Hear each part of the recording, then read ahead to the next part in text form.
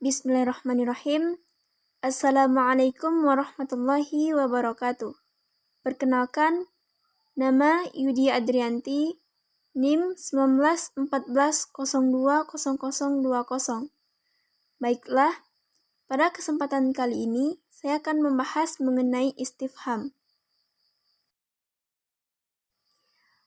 Baiklah, pertama kita akan membahas mengenai pengertian dari istifham. Kata istifham secara etimologi merupakan bentuk masdar dari kata istifham. Secara leksikal, kata tersebut bermakna meminta pemahaman atau meminta pengertian. Sedangkan secara istilah, istifham bermakna thalabul ilmi bisyai', yang berarti menuntut pengetahuan tentang sesuatu. Secara terminologi atau secara istilah, dalam definisi lainnya atau dalam buku lainnya, pengertian istifham sebagai berikut. Huwa talabul ilmi bisyai' lam yakun ma'luman min qablu wa dzalika badatan min ihda adawatihi. Istifham adalah menghendaki atau mencari sesuatu yang belum diketahui sebelumnya dengan menggunakan salah satu alat dari beberapa alat lainnya. Ilmu balaghah menempatkan pertanyaan atau istifham sebagai salah satu uslub insya, yakni kebalikan dari tolab. Gaya bahasa pertanyaan ini dalam ilmu balaghah disebut dengan uslub istifham. Semua bentuk pertanyaan dalam bahasa Arab dengan ragam struktur sintaksisnya merupakan uslub istifham dalam ilmu balaghah. Sedangkan dalam ilmu ma'ani, uslub istifham memiliki makna-makna tertentu mengikuti siyak atau konteks kalimat. Istifham yang dipahami dengan mencari pengetahuan tentang sesuatu yang sebelumnya tidak diketahui, mengandung pengertian bahwa sebuah pertanyaan diberikan hanya untuk mencari tahu dari orang yang ditanya. Akan tetapi, bila ditinjau dari ilmu ma'ani, tidak semua fungsi istifham menunjukkan arti mencari tahu, namun dapat berarti perintah atau amar yang tergolong uslub tolab serta makna-makna lainnya, sehingga hal ini menjadi titik permasalahan tersendiri. Selanjutnya yaitu klasifikasi istifham. Dalam kajian bahasa Arab, istifham diklasifikasikan menjadi dua pola. Yang pertama, istifham hakiki, dan yang kedua yaitu istifham majazi. Istifham hakiki bermakna pertanyaan seseorang kepada orang lain tentang sesuatu yang memang benar-benar belum diketahui sebelumnya. Sedangkan istifham majazi adalah pertanyaan tentang sesuatu yang sebenarnya sudah diketahui. Dalam kondisi ini, fungsi yang dimiliki oleh kalimat istifham tersebut tidak lagi orisinil sebagai pertanyaan yang mengharapkan jawaban, namun beralih kepada fungsi-fungsi lainnya semisal larangan, perintah, pengingkaran, doa, harapan, sangkalan, serta tujuan lainnya. Selanjutnya yaitu adat istifham atau kata tanya. Yang pertama yaitu hamzah. Hamzah digunakan untuk mencari pengetahuan tentang tasawur, yaitu gambaran tentang mufradat. Dalam hal ini, huruf hamzah langsung diiringi dengan sesuatu yang ditanyakan, di mana pada umumnya sesuatu yang ditanyakan tersebut mempunyai bandingan atau qarinah yang disebutkan setelah lafaz am. Contohnya pada kalimat syatara anta amba'i'. Apakah kamu itu pembeli atau penjual? Pada kalimat ini tampak bahwa kata tersebut yang diawali oleh huruf hamzah. Dan selanjutnya yaitu tasdik. Gambaran tentang nisbah, yaitu untuk menunjukkan terjadi atau tidaknya salah satu di antara dua perkara. Contohnya, atataharrakul ard. apakah bumi itu bergerak atau tidak. Jadi kalimat tersebut menggambarkan pertanyaan tentang dua hal, apakah bumi itu bergerak atau bumi itu tidak bergerak. Selanjutnya yaitu man, digunakan untuk menanyakan keterangan makhluk yang berakal. Contohnya yaitu man suna'a hadzal maktab, siapakah yang membuat meja ini? Yang ketiga yaitu hal. Hal digunakan untuk mencari pengetahuan tentang tasdik. Contoh, hal ya'qalul hayawan, apakah hewan itu berakal?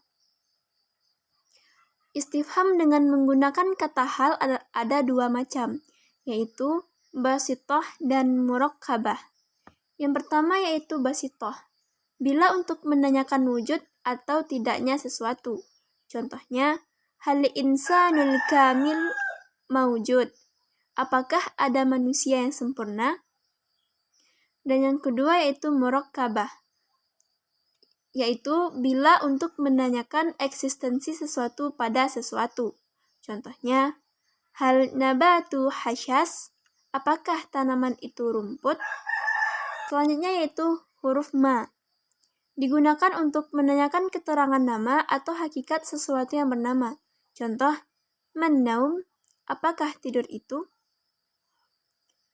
Selanjutnya yaitu mata atau kapan, digunakan untuk menanyakan keterangan waktu lampau maupun yang akan datang. Contoh, mata ya'udut tulab, kapan para mahasiswa itu kembali? Selanjutnya yaitu huruf ayyana, digunakan untuk menanyakan keterangan waktu yang akan datang secara khusus. Contoh, yas'alu ayyana yaumil qiyamah, ia bertanya, kapankah kiamat itu terjadi? Selanjutnya yaitu huruf kaifa, bagaimana, digunakan untuk menanyakan keadaan. Contoh, kaifa haluk, bagaimana keadaanmu? Dan berikutnya huruf aina, di mana, digunakan untuk menanyakan tempat. Contoh, aina Makkah, di manakah Mekah itu? Selanjutnya yaitu huruf anna, berarti bagaimana, dari mana, dan kapan. Contoh, anna yahdurul ghaibun, kapan orang-orang yang pergi itu datang. Selanjutnya yaitu huruf kam, digunakan untuk menanyakan jumlah. Contoh, kam samani hadzal kitab, berapa harga buku ini? Dan yang terakhir yaitu huruf ayyun, digunakan untuk menanyakan keterangan salah satu dari dua hal yang berserikat dalam satu perkara. Contoh, ayyu kitabi kitabika, buku yang mana bukumu? Selanjutnya yaitu kharujul istifham anil muqtada zahir, yaitu penyimpangan istifham dari makna yang tampak. Kadang-kadang banyak makna istifham yang menyimpang dari makna hakikinya. Ini disebabkan oleh karinah-karinah yang ada dalam suatu kalimat. Penyimpangan makna tersebut diantaranya sebagai berikut. Yang pertama yaitu nafi' atau meniadakan, yaitu kalimat yang meniadakan hubungan antara subjek dan predikat. Contohnya pada firman Allah Subhanahu wa taala dalam Al-Qur'an surah Ar-Rahman ayat 60.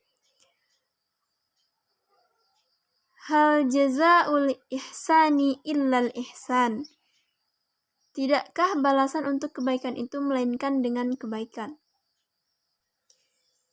Yang kedua yaitu ingkar atau penolakan. Ungkapan istifhamiyah juga kadang punya makna ingkar atau penolakan. Contoh, aghayyarullah tabghun, bukanlah Allah yang kamu cari. Yang ketiga yaitu takrir atau menetapkan. Dalam hal ini, pola kalimat istifham tidak memerlukan terhadap jawaban, sebab tujuannya adalah untuk menetapkan suatu gagasan, bukan pertanyaan. Contoh pada Al-Quran Surah Al-Insyirah ayat 1. Alam nasyrah laka sadrak. Tidakkah kamu lapangkan dadamu, Muhammad? Yang keempat yaitu ikhbar atau menginformasikan. Pola istifham semacam ini bertujuan untuk menguatkan informasi atau kabar yang disampaikan dalam satu kalimat. Kalimat istifham yang memiliki fungsi ini biasanya menggunakan huruf hamzah atau kata hal sebagai perangkatnya, seperti dalam Al-Quran Surah Al-Baqarah ayat 12 sebagai berikut. Bismillah, alla innahum humul mufsiduna walakin la yash'urun. Yang artinya, ingatlah sesungguhnya mereka itulah orang-orang yang membuat kerusakan, tapi mereka tidak sadar. Selanjutnya yaitu at-taswiyah atau menyamakan. Pola istifham ini bertujuan untuk menyamakan, biasanya menggunakan hamzah atau hal, dan bertujuan untuk menunjukkan bahwa kalimat sebelum dan sesudah huruf istifham memiliki kedudukan yang sama. Contohnya pada surat Al-Baqarah ayat 6. Bismillah. Innal ladzina kafaru sawa'un 'alaihim a'anzartahum am lam tunzirhum la yu'minun. Sesungguhnya orang-orang kafir sama saja bagi mereka. Kamu beri peringatan atau tidak, kamu beri peringatan, mereka tidak juga akan beriman. Berikutnya yaitu al-irsyad, petunjuk, dan at-tadhkir, pengingat.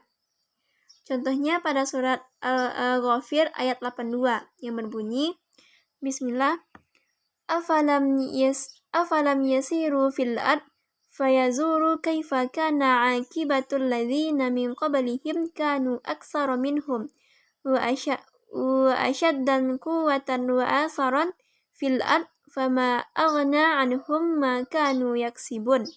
Maka apakah mereka tidak mengadakan perjalanan di muka bumi ini, lalu memperhatikan bagaimana kesudahan orang-orang yang sebelum mereka adalah orang-orang yang sebelum mereka itu lebih hebat kekuatannya dan lebih banyak bekas-bekas mereka di muka bumi.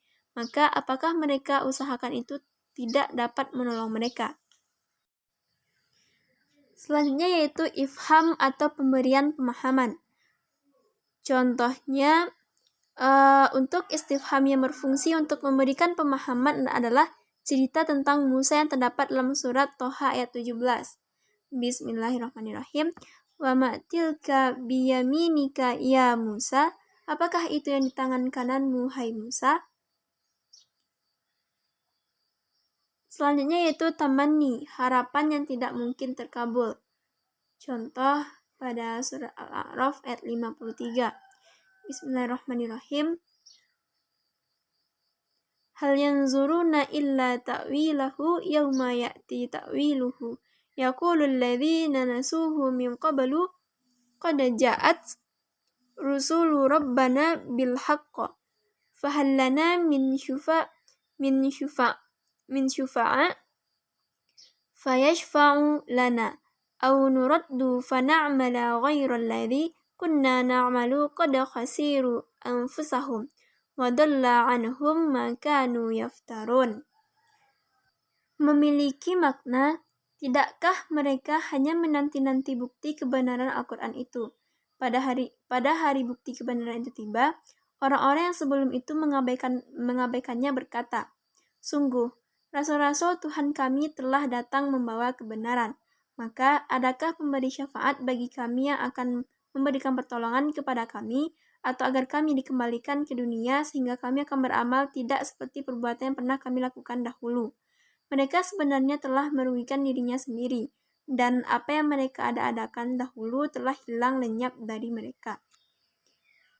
Selanjutnya yaitu taswik atau memotivasi, bertujuan untuk menggiring perasaan dan rasio manusia agar condong kepada gagasan yang dimunculkan dalam kalimat istifham tersebut.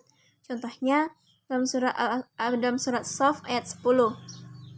Bismillahirrahmanirrahim. Hal adullukum ala tijaratin tunjikum min adzabin alim.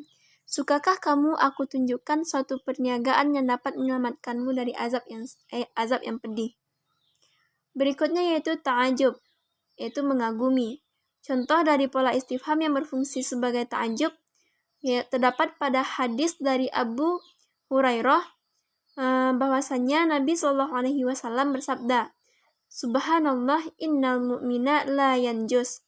Maha suci Allah, sesungguhnya orang mukmin itu tidak najis. Berikutnya yaitu bermakna nahi atau larangan. Dalam kondisi ini, kalimat istifham berfungsi untuk menegaskan tentang pelarangan terhadap sesuatu. Contohnya pada surat At-Taubah ayat 13.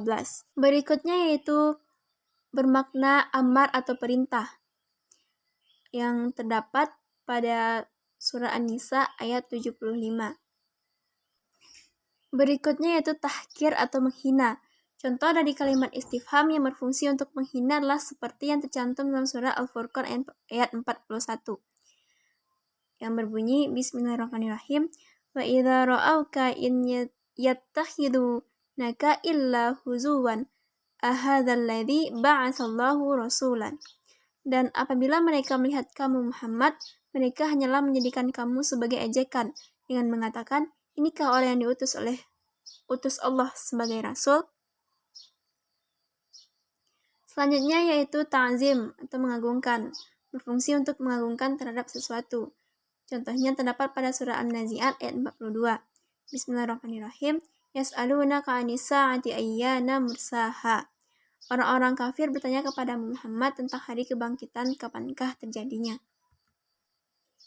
Selanjutnya yaitu taubih atau pencelaan, yang terdapat pada Al-Quran Surat Al-Muluk ayat 25 dan 26. Dan terakhir yaitu Al-Wa'id atau ancaman, yang merupakan ungkapan istifhamiyah karena juga bermakna ancaman seperti terlihat pada firman Allah Surat Al-Fil ayat 1 yang berbunyi Bismillahirrahmanirrahim. Alam tara kaifa fa'ala rabbuka bi ashabil fil.